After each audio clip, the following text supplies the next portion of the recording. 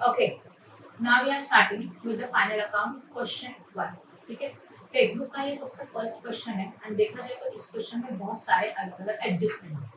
Okay, तो पहले मैं क्वेश्चन एक्सप्लेन करूं, फिर हम लोग उसको पूरा सॉल्व करके दिखाएंगे. ऑलरेडी हम लोगों ने ड्रॉ करके रखा है, ट्रेडिंग अकाउंट है, प्रॉफिट एंड लॉस अकाउंट है, as well as what balance sheet. Come to the question. ठीक है, क्वेश्चन को थोड़ा साइड में रखो, डायरेक्टली एडजस्टमेंट है. अगर ये आपका यूनिवर्सिटी एंड बोर्ड पेपर में अगर आपके पास सम है तो आपको पता है रूल इज व्हाट कि हम लोगों को क्वेश्चन पेपर पे कुछ लिखना नहीं है, तो इस सम को विदाउट इफेक्ट लिखे हुए डायरेक्टली कैसे सॉल्व करना है वो मैं बताऊंगा. ओके, तो क्वेश्चन नंबर 1 में डायरेक्टली एडजस्टमेंट्स में आ जाओ. देखो पहला एडजस्टमेंट क्या था. First adjustment is a closing stock. Yes और no. What is the effect of closing stock बोलो. ट्रेडिंग अकाउंट के credit side and what balance sheet के एसेट साइड में. राइट है, ठीक है. लिखो इफेक्ट ये लिखो वहां पे चलेगा. ट्रेडिंग अकाउंट के क्रेडिट साइड में, बैलेंस शीट के एसेट साइड में. Then depreciate building and machinery 5% and 3% respectively. Means depreciation है building के ऊपर and machinery के ऊपर. तो first of all ऊपर जाओ और टिक करो machinery and building. करो टिक machinery and building. Okay. अब depreciation के दो effect is what P&L account के डेबिट साइड में and less from what assets. Okay. Then bill receivable include dishonor of a bill of 3000. Bill receivable हमारा cancel हो गया, मतलब डिसऑनर हो गया. Yes or no. तो अगर बिल कैंसिल होता है तो उसका first effect is what less from bill receivable and second is what add in debtors. देखो वहां पे less from bill receivable add in debtors लिखा. थर्ड एडजस्टमेंट ऊपर जाओ, bill receivable and debtor को टिक करो प्लीज. क्या bill receivable and debtors को टिक. after that goods worth 1000 taken by Daya for personal use was not entered into the book of account. goods in 1000 के दया ने personal purpose के लिए use किए और उसको अभी तक रिकॉर्ड नहीं किया. तो जब भी हम लोग गुड्स विथड्रॉ करते हैं या तो यूज करते हैं पर्सनल पर्पस के लिए, तो in the situation goods is goes out. Yes और नो. अगर गुड्स जा रहा है तो कहां पे जाएगा. ट्रेडिंग अकाउंट के ट्रेडिंग अकाउंट के क्रेडिट साइड में. Point number 1 because goods is goes out.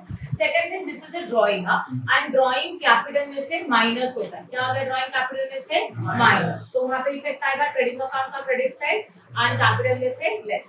Write down 1800 as a bad debts and maintain RDD 5% on debtor. बोलो bad debts कितने के हैं. 1800 के bad debts है. bad debts का दो इफेक्ट. P&L अकाउंट के डेबिट साइड में less from debtors.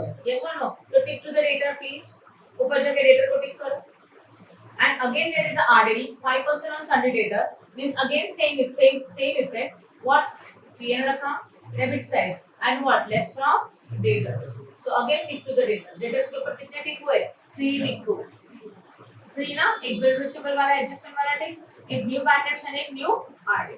Next one right. Goods of ₹6000 were sold but no entry has been made in the books. हम लोगों ने गुड्स को सोल्ड किया बट अभी तक उसका एंट्री नहीं किया. क्या बोलते हैं इसको.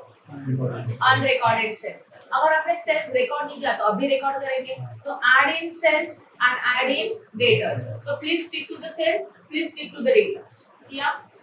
add in cells and add in debtors. Then खत्म. इतने ही एडजस्टमेंट्स है. करें स्टार्ट. ओके, तो हम लोगों ने ऊपर टिक तो करके रखा है. अभी हमारे पास क्वेश्चन भी अवेलेबल है, बस पोस्टिंग स्टार्ट करेंगे डायरेक्टली. ऊपर देखो ट्रायल बैलेंस में हम लोगों ने कोई भी इफेक्ट नहीं लिखा. कुछ इफेक्ट लिखा है क्या. नहीं. डायरेक्टली पोस्टिंग स्टार्ट करेंगे. Okay right. तुरंत शिफ्ट हो जाओ. ओके, अब सबसे पहले स्टॉक है. स्टॉक कहाँ जाना है. ट्रेडिंग अकाउंट के डेबिट साइड में. जिनके ऊपर एडजस्टमेंट को जगह छोड़ना है. जितने टिक है उसके डबल लाइन छोड़. नॉर्मल में याद रखोगे. 2 टिक है तो 4 लाइन छोड़ देना. 1 टिक है तो 1 चलेगा. ओनली सिंगल लाइन चलेगा. बराबर है. अब ओपनिंग स्टॉक के ऊपर नॉर्मली कोई एडजस्टमेंट नहीं है, तो ओपनिंग स्टॉक को यहाँ पे लिखेंगे व्हाट 2 ओपनिंग स्टॉक. कितना अमाउंट है बताओ. 65,000. देन लिखा. After that bill receivable. Bill receivable के ऊपर एडजस्टमेंट ये एसेट्स है, तो एसेट्स में ऊपर फिक्स एसेट्स के लिए जगह छोड़ो. bill receivable. What is the amount of bill receivable? This is write down to the inner column because there is an adjustment. After this wages and salary.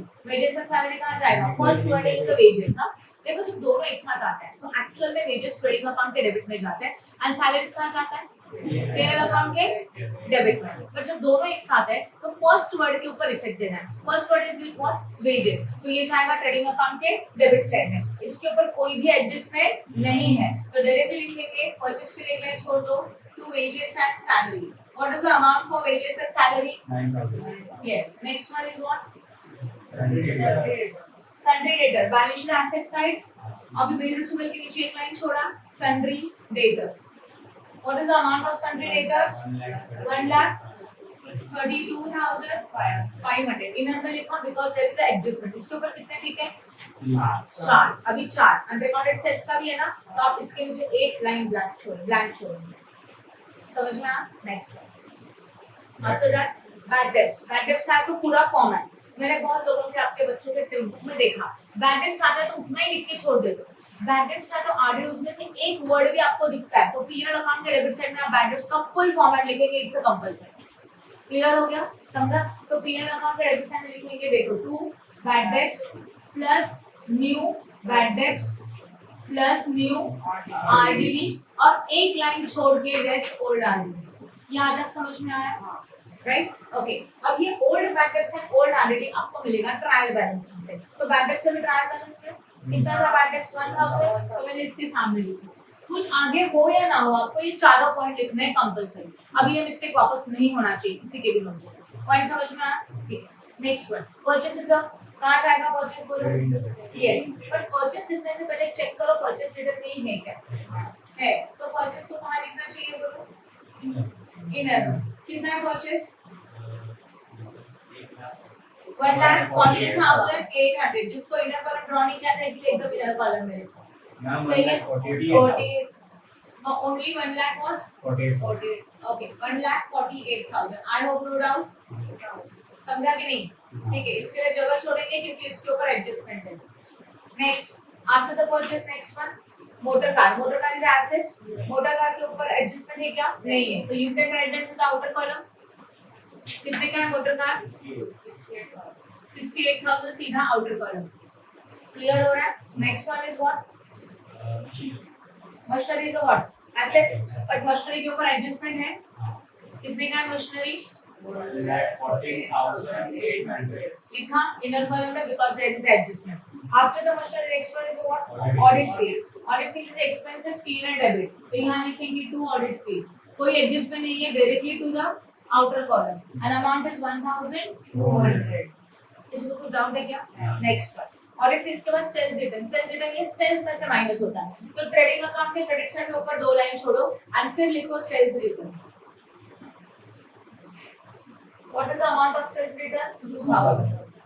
Inner में लिखना होगा right ना. तो sales return है जिसको inner में लिखा 2,000 bracket में. लाइन में फिर देंगे. कुछ भी आगे पीछे नहीं लिखना. अभी आप जाके ढूंढने सेल्स मत लिखना. आपके पास सेल्स रिटर्न है पहले सेल्स रिटर्न. क्लियर हो गया? आफ्टर दैट सेल्स रिटर्न के बाद डिस्काउंट. पीएनएल अकाउंट के डेबिट साइड में जाता है नॉर्मली तो 2 डिस्काउंट. कोई एडजस्टमेंट नहीं है. सीधा आउटर कॉलम 2,300.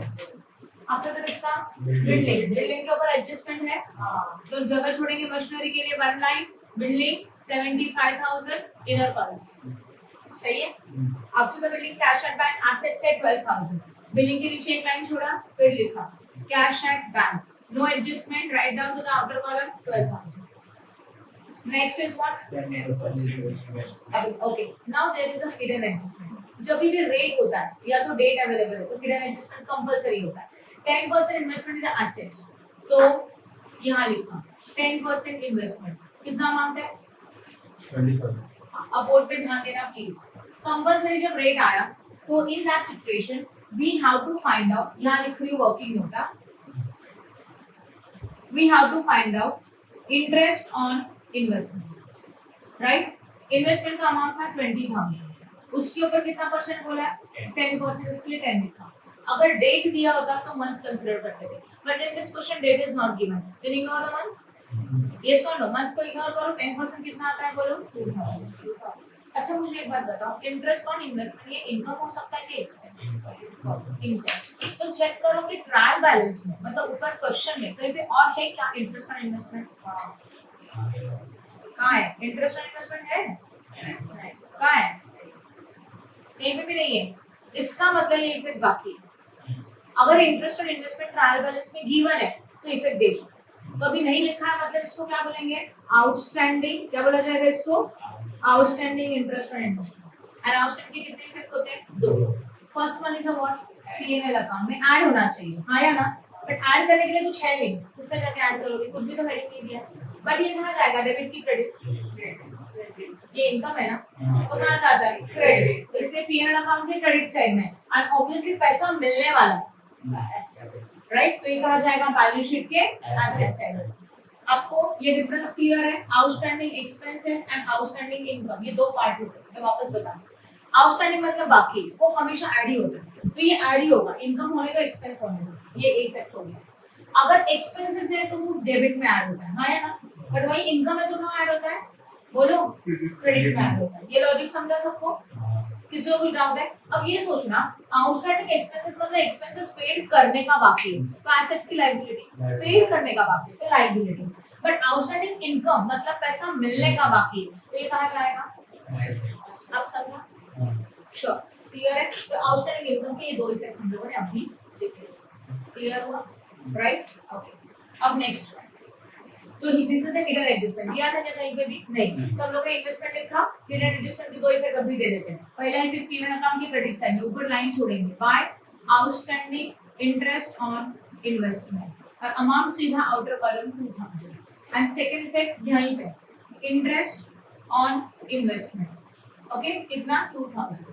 वही अगर आप 20 को इनर में लिखते हो, 20,000 प्लस 2000 करके 22 बाहर लिख सकते हो, दोनों राइट, समझ में आया, क्लियर हुआ? आगे next is about advertisement paid for 9 month, okay, advertisement देके रखा है, okay, come to the point, advertisement देके रखा है कितने मंथ्स के लिए, बोलो 9 मंथ्स के लिए, यस और नो? अगर हमारे पास एडवर्टाइजमेंट 9 मंथ्स के लिए मतलब there is again hidden adjustment क्योंकि ब्रैकेट में इंफॉर्मेशन दिया, एडवर्टाइजमेंट कहां जाता है, पीएनएल डेबिट, तो पहले लिख देते टू एडवर्टाइजमेंट, एडजस्टमेंट है मतलब अमाउंट लिखेंगे इनर कॉलम में, कितने का 4500। अब ये जो एक्सपेंसेस है कितने मंथ्स का रिकॉर्डेड है, एक्चुअल में कितने मंथ का होना चाहिए, 12 मंथ का, मतलब 3 मंथ्स का बाकी है, तो इसको क्या बोला जाएगा, आउटस्टैंडिंग एडवर्टाइजमेंट, हाँ या ना? कैसे निकालेंगे, देखो अमाउंट है 4500 और ये था 9 मंथ के लिए, तो डिवाइडेड बाय 9 करो, कितना आता है 500, ये हो गया पर मंथ, सही है, जितने मंथ का था उससे डिवाइड किया, we got the advertisement expenses for per month. Now outstanding for how many months, 12 month का चाहिए और 9 मंथ का ऑलरेडी पेड है, तो अभी कितने मंथ्स का बाकी है, 3 मंथ्स का, 9 10 11 12, 3 मंथ्स का बाकी है, इसलिए मल्टीप्लाइड बाय 3 कितना आता है फिर, और इसके दो इफेक्ट, पहला वाला पीएनएल अकाउंट के डेबिट साइड में ऐड, वो तो ऐड ही होता है, आउटस्टैंडिंग है ना, और अभी दिस इज आउटस्टैंडिंग एक्सपेंसेस, तो एसेट्स और लायबिलिटी, लायबिलिटी, तो second effect balance sheet liability, समझा कि नहीं समझा? तो तुरंत लिखेंगे ऐड आउटस्टैंडिंग, लिखना देखो कैसे है, ये साइन कंपलसरी है, आप इसको मिस नहीं कर सकते, लिखना ही होगा, ओके, डेबिट में 2 क्रेडिट में बाय कंपलसरी है, trading account and PNL account है, बट बैलेंस शीट में 2 एंड बाय नहीं लिखा जाता, balance sheet is not a account, it is a statement, clear हो रहा है? कितना था बोलो, 1500 था, तो 4 5 और 1 हुआ 6000, समझा कि नहीं समझा? नेक्स्ट, उसके बाद बाकी क्या कुछ, हाँ लायबिलिटी साइड में बाकी आउटस्टैंडिंग एडवर्टाइजमेंट, कितना अमाउंट लिखेंगे बताएगा कोई, 1500 नॉट 6000, बाय मिस्टेक बच्चे इसको लिखते रहते हैं, फिर हो गया गड़बड़, ओके, तो कितना अमाउंट आएगा, just 1500, I hope no doubt, समझा अच्छी तरह से, गुड, आगे देखते हैं, रॉयल्टीज एक्सपेंसेस पीएनएल अकाउंट का, सॉरी ट्रेडिंग अकाउंट के डेबिट साइड में आएगा 2 रॉयल्टी, हाउ मच 3000, खत्म। Next one general reserve, general reserve is a liability, तो बैलेंस शीट के लायबिलिटी साइड में कैपिटल के लिए जगह छोड़ो एंड देन लिखो general reserve, reserve and supply, general reserve all are liability, 14500। Next one capital, capital कैसे लिखना है ध्यान दो, सबसे पहले आप हेडिंग लिखेंगे एक लाइन छोड़ के कैपिटल, उसको करेंगे अंडरलाइन, फिर कौन सा पार्टनर का नाम है दया, थोड़ा जगह छोड़ के लिखेंगे दया, ओके, फिर compulsory photo file and blank छोड़ना है, फिर क्या आएगा क्षमा, इसको सिंगल अंडरलाइन, क्लियर हो गया?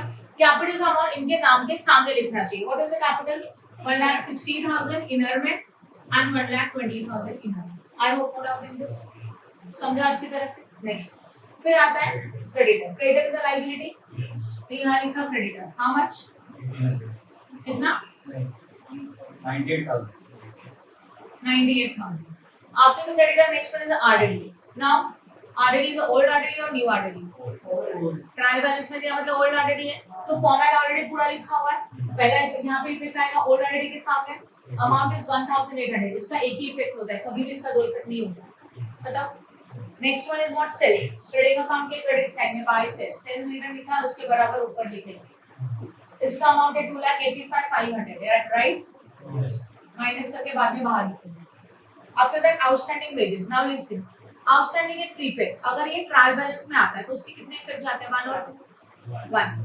ट्रायल बैलेंस मतलब सी ये जो टेबल होता है ना उसको ट्रायल बैलेंस बोला जाता है राइट और ये जो नीचे दिए उनको एडजस्टमेंट्स बोलते हैं ट्रायल बैलेंस में जितने भी इफेक्ट आएंगे ना उनके हर एक पॉइंट पे ओनली सिंगल इफेक्ट होता है जब तक उसके ब्रैकेट में कोई इंफॉर्मेशन नहीं है तब तो अभी हम लोगों को आउटस्टैंडिंग वेजेस कहाँ है ट्रायल बैलेंस में तो उसका एक ही इफेक्ट वो भी लाइबिलिटी बैलेंस शीट में तो आउटस्टैंडिंग वेजेस का मतलब देने का बाकी है तो एक ही इफेक्ट आ जाएगा balance sheet liability side amount बोलो next one is what purchase return less from purchase कितना अमाउंट है बोलो 4,000 अंडरलाइन करना भूलना मत नेक्स्ट डिस्काउंट क्रेडिट साइड में मतलब ये इनकम है तो पीएनएल अकाउंट के क्रेडिट साइड में बाय डिस्काउंट 1,800 देन पोस्टिंग पूरा होगा अब हम लोग एडजस्टमेंट का इफेक्ट लिखेंगे समझा तो हम लोगों ने एक भी इफेक्ट साइड में नहीं लिखा था बट डायरेक्टली पोस्टिंग कर सकते हैं इसमें आपके और 5 मिनट्स बच जाएंगे क्लियर अभी क्लोजिंग स्टॉक का दो इफेक्ट ट्रेडिंग अकाउंट के क्रेडिट साइड में बट क्लोजिंग स्टॉक लिखते हो बीच में 2 से 3 गैप छोड़ के फिर लिखेंगे by closing stock amount is 40,000 outer quality next effect balance sheet के एसेट साइड में डेटर के नीचे बहुत ज्यादा लाइन छोड़ने पता है ना तो फिर लिखूंगी closing stock and amount is how much 40,000 okay next one depreciate building and machinery 5 and 3 building के ऊपर 5% का डेप्रिसिएशन है ध्यान दो at the rate of 5% right तो 7,500 के ऊपर 5% चाहिए क्या करेंगे यहाँ ध्यान दो 7,500 into 5 अच्छा सॉरी 75,000 into 5 डिवाइडेड बाय 100 दो जीरो गया कितना वाला 750 into 5 505 505 5 5 जा 50 कितना आता है 0 5 5 जा 7 5 जा +2 कंफ्यूजन है किसी को कुछ और ये अमाउंट आएगा 3750 यहाँ पे माइनस करके बाद में लिखेंगे आउटर में फिलहाल इतना समझा अभी 3750 का दूसरा इफेक्ट पीएनएल अकाउंट के डेबिट साइड में 2 डेप्रिसिएशन उसमें क्या बोलो बिल्डिंग 3750 इधर में लिखो फिर दोनों डेप्रिसिएशन का टोटल आउटर में लिखो नेक्स्ट है मशीनरी के ऊपर कितना परसेंट 3% तो यहाँ लिखेंगे less depreciation at the rate of what 3% कितना बता 1,14,800 अच्छा यहाँ ध्यान दो यहाँ कैलकुलेट कर लो 1,14,800 into 3/100 मैंने बोला था जब परसेंटेज 9% 1 से 9% में है तो दो जीरो निकाल देना 1148 into what 3 8 3 जा carry 2 4 3 जा 12 plus 2 14 carry 1 3 1 जा 3 3 plus 1 4 3 1 जा 3 कितना आया 3,444 माइनस करके आउटर में लिखेंगे ओके और यही डेप्रिसिएशन यहाँ लिखेंगे मशीनरी 3,444 आउटर में समझा कि नहीं समझा okay next one bill receivable include discount of bill of ₹3,000 bill discount हो गया दो effect less from bill receivable adding date तो लिखेंगे यहाँ देखो less bill receivable dishonour amount कितना है 3,000 माइनस करना है तो बचेगा कितना 25 और यहाँ एड इन डेटर्स में बिल रिसीवेबल डिसऑनर ऐड होगा अगेन 3,000 टोटल अमाउंट 1,35,000 समझ में आ रहा नेक्स्ट एडजस्टमेंट आ रहा है 1,000 हम लोगों ने पर्सनल पर्पस के लिए यूज किया है जैसे ड्राइंग अब ड्राइंग में बहुत सारे बच्चों को कंफ्यूजन है ड्राइंग का पहला इफेक्ट क्रेडिट अकाउंट के क्रेडिट साइड अब ध्यान देना मैंने बोला था क्लोजिंग स्टॉक 4 to 5 लाइन छोड़ के लिखना क्योंकि क्लोजिंग स्टॉक क्रेडिट अकाउंट के एंड में आता है तो बीच में कुछ भी आया तो उसके ऊपर लिख सकते ओके अगर समझो आपने ऊपर क्लोजिंग स्टॉक लिखा नीचे बाकी के पॉइंट लिखते चले उसके कोई मार्क्स डिडक्ट नहीं होते बट फिर समझा तो यहाँ पे क्या लिखा जाएगा by goods withdraw by partner for किसने विथड्रॉ किया गया ना विथड्रॉ बाय गया और पर्सनली कितना था 1,000 इसका दूसरा इफेक्ट गया में से माइनस करेंगे ना देखो तुरंत वहीं पे माइनस करेंगे लेस व्हाट ड्राइंग और कितना 1000 माइनस करके नीचे अमाउंट लिख दो उसी वक्त, समझा? अब किसी को डाउट है इसमें? Next one is what? RDD bad debt सबसे लास्ट, छोड़ो इसको, करना ही है। नीचे का अनरिकॉर्डेड सेल्स, अनरिकॉर्डेड सेल्स का पहला इफेक्ट एडिंग सेल्स आया ना, तो यहाँ करेंगे हम लोग 2000 माइनस करके कितना आता है बोलो? 282 नहीं 83 सही है। अब इसमें हम लोग ऐड करेंगे व्हाट? अनरिकॉर्डेड सेल्स, कितने का? ओनली 6000। एडिशन करो, इस तरह से बाहर आएगा। इसका second effect adding debtor, debtor का है यहाँ ऐड अनरिकॉर्डेड सेल्स, कितना? इसका टोटल यहीं पे करेंगे। अब समझ लो मैट्रिक्स एंड आरडीडी का एडजस्टमेंट लास्ट में करना है, क्योंकि डेटर के ऊपर बाकी के जितने एडजस्टमेंट्स है वो पहले होने चाहिए, बाद में न्यू मैट्रिक्स आता है, बाद में न्यू आरडीडी आता है और उसके बाद आर एक पॉइंट आता है डिस्काउंट ऑन डेटर, उसके बाद आता है। समझ में आया? सिंपल क्लियर है? ओके। अब बचा मैट्रिक्स, मैट्रिक्स 1800 न्यू मैट्रिक्स है, न्यू मैट्रिक्स के दो इफेक्ट, देखो फॉर्मेट लिख के रखा है, न्यू मैट्रिक्स के सामने लिखा 1800, सही है। इसका दूसरा इफेक्ट और less from debtor, new matrix 1800, चलो करेंगे माइनस 0 0, 15 में से 8 गया, यहाँ पे होगा 0 मतलब 10, 10 में से 1 गया 9, यहाँ 3 यहाँ 1, सही है क्या? चेक करो, समझा कि नहीं समझा? पक्का? बोलो कुछ डाउट है? ओके। अब इसके बाद ये था न्यू मैट्रिक्स, न्यू मैट्रिक्स का एक इफेक्ट हुआ, दूसरा भी हुआ, खत्म। अब हम लोगों को निकालने क्या बोर्ड पे ध्यान दो। न्यू आरडीडी का परसेंटेज कितना है? 5% ऑन डेटर, किसके ऊपर निकालोगे 5%? 1,39,700 के ऊपर, इसलिए वो पहले एडजस्टमेंट होनी चाहिए, तो अमाउंट रॉन्ग हो जाएगा। तो 1,39,700 के ऊपर 5%, दो दो जीरो गया, 5 से मल्टीप्लिकेशन, 7 5 जा कैरी 3, 9 5 जा 45 प्लस 3 कैरी 4, 5 3 जा 15 प्लस 4 कैरी 1, 5 1 जा 5 प्लस 1 6, कितना आया? 6985, है ना? इसको लिखेंगे लेस न्यू आरडीडी और माइनस करके बाहर, और यही आरडीडी यहाँ 6985 अंडर, सब समझ में अच्छी तरह से? किसी को डाउट है? पोस्टिंग खत्म। अब टोटल, अब ध्यान दोगे टोटलिंग कैसे करना है। सबसे पहले क्लोज करेंगे ट्रेडिंग अकाउंट को, बट अकाउंट को क्लोज करने से पहले इनर के कैलकुलेशंस को आउटर में लेना, ठीक है? ये रख करो, कैलकुलेशन के यूज करना है। अब इनर में क्या था देखो, 1,48,000 था, उसमें से रिटर्न माइनस करने का है 4,000, कितना मिलेगा? 1,44,000, जो यहाँ लिया 1,44,000, समझा?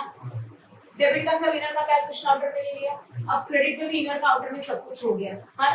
Now make it total, total किसका करेंगे? Girls make a total of debit, boys make a total of credit. Now please concentrate, debit का टोटल मिल रहा है 2,21,000, क्रेडिट का टोटल कितना आ रहा है? 3,30,500, which side is higher? Credit. तो जो हायर अमाउंट है उसको आपको लिखना है दोनों साइड में, single underline, double underline, again single underline and what? Double underline. यहाँ पे होगा 3,30,500 और यहाँ पे भी कितना होगा? 3,30,500, यस और no? Now 3,30,500 minus higher amount में से लोअर अमाउंट को माइनस करो, राइट? 3,30,500 हायर अमाउंट था, उसमें से हम लोग माइनस करेंगे 2,21,000, 0 0 5, 10 में से 1 गया 9, 3 का 2 बना, 2 का 2 0 और यहाँ पे 1, कितना अमाउंट आया? 1,09,500। This is your balancing figure and it is recorded to the lower side. तो इसका लोअर साइड कौन सा था? डेबिट की क्रेडिट? डेबिट। तो डेबिट साइड में हम लोग क्या लिखेंगे? क्रेडिट साइड ज्यादा है ना, क्रेडिट मतलब इनकम, इनकम ज्यादा है, एक्सपेंसेस कम है, इसको लिखते हैं 2 gross profit carried down and amount is what? 1,09,500, सही है? यही ग्रॉस प्रॉफिट ट्रांसफर होता है नेक्स्ट अकाउंट के अपोजिट साइड में, मतलब यहाँ ऊपर by gross profit brought down और सेम अमाउंट 1,09,000, समझा? किसी को डाउट है?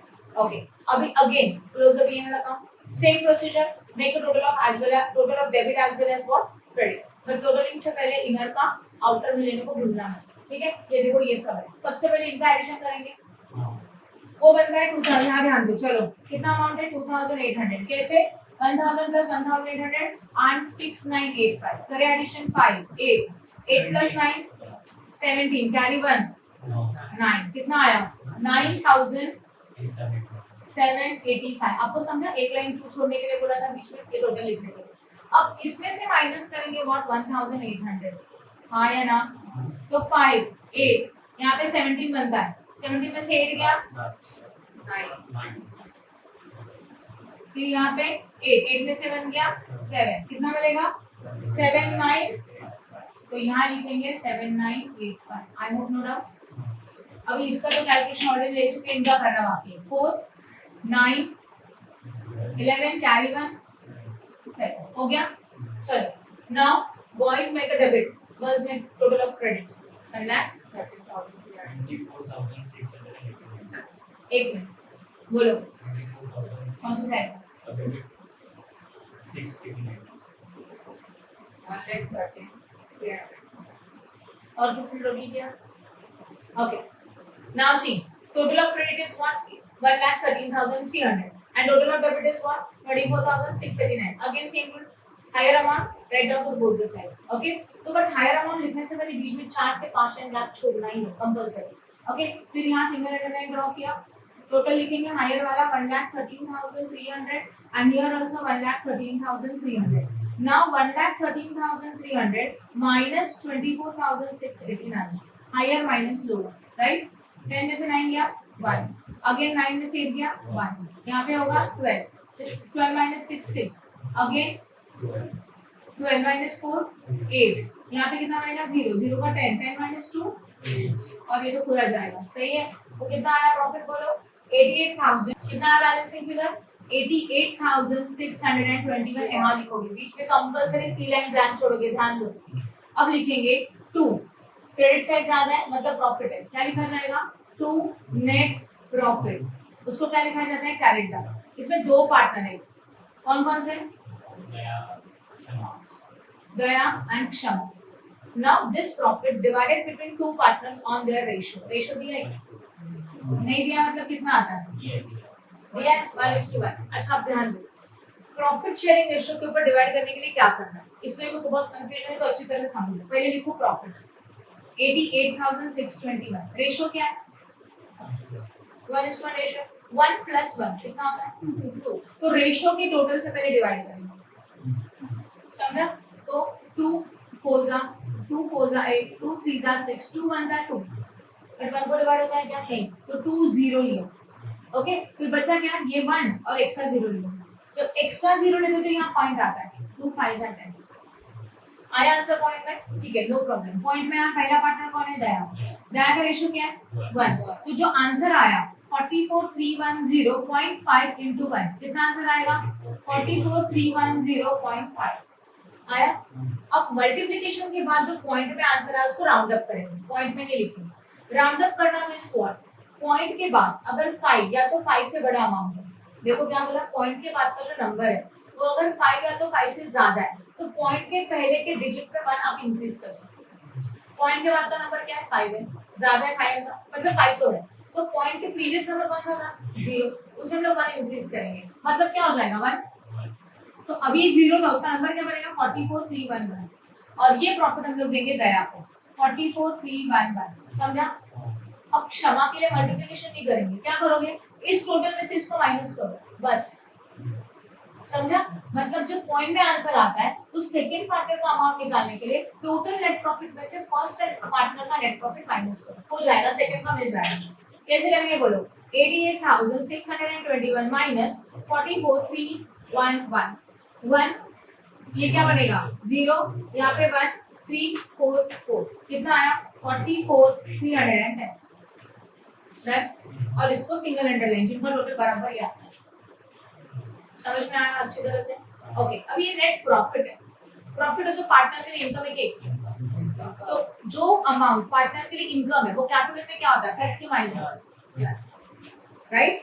अब सबसे लास्ट में नेट प्रॉफिट यहाँ पे ऐड होगा, कैसे यहाँ लिखो add net profit, first partner का कितना है बोलो 44,311, टोटल करेंगे तो कितना होता है 311 ठीक है 9 प्लस 4 13 कैरी 1 5 प्लस 5 10 कैरी 1 2 समझा कैसे करना है कैपिटल के एडजस्टमेंट्स अब किसी को डाउट है क्या okay again this is a net profit for second partner okay तो यहाँ पे लिखेंगे ऐड नेट प्रॉफिट और उसका अमाउंट कितना है 44310 मतलब जब तक नेट प्रॉफिट या तो नेट लॉस का एडजस्टमेंट नहीं होता तब तक कैपिटल के अमाउंट को आउटर में मत रखना उसको इनर में ही रखना प्रॉफिट रहेगा तो ऐड एंड लॉस रहेगा तो लेस समझ में आया किसी को कुछ कंफ्यूजन है and it is not necessary कि प्रॉफिट पहले ऐड होना चाहिए बाद में ड्राइंग होना चाहिए कुछ कंपल्सरी नहीं है जो एडजस्टमेंट आएगा वो करते जाओ जैसे कि ड्राइंग आया माइनस किया फिर अमाउंट लिखा समझा इंटरेस्ट और कैपिटल है राइट इंटरेस्ट और कैपिटल है तो उसको ऐड करके अमाउंट लिखेंगे फिर नेट प्रॉफिट को ऐड करेंगे समझ रहे हो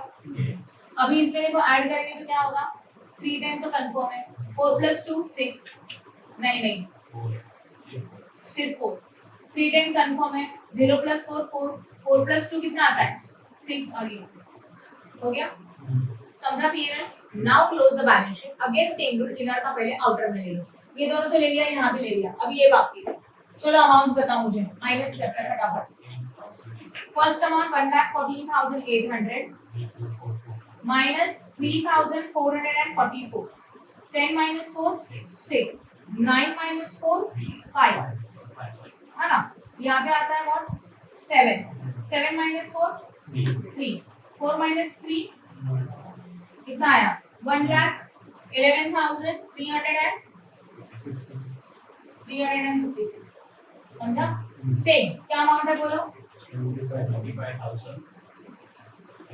माइनस 3,750 राइट लिखा है 0 10 माइनस 5 5 यहाँ 9 9 माइनस 7 2 यहाँ पे 4 4 माइनस 3 1 और यहाँ पे 7 दैट इज 71,250 हो गया अब डेटर्स बचा व्हाट डेटर का बस ये माइनस करना है बाकी सब कुछ हो चुका है अमाउंट बोलो चलो ऐड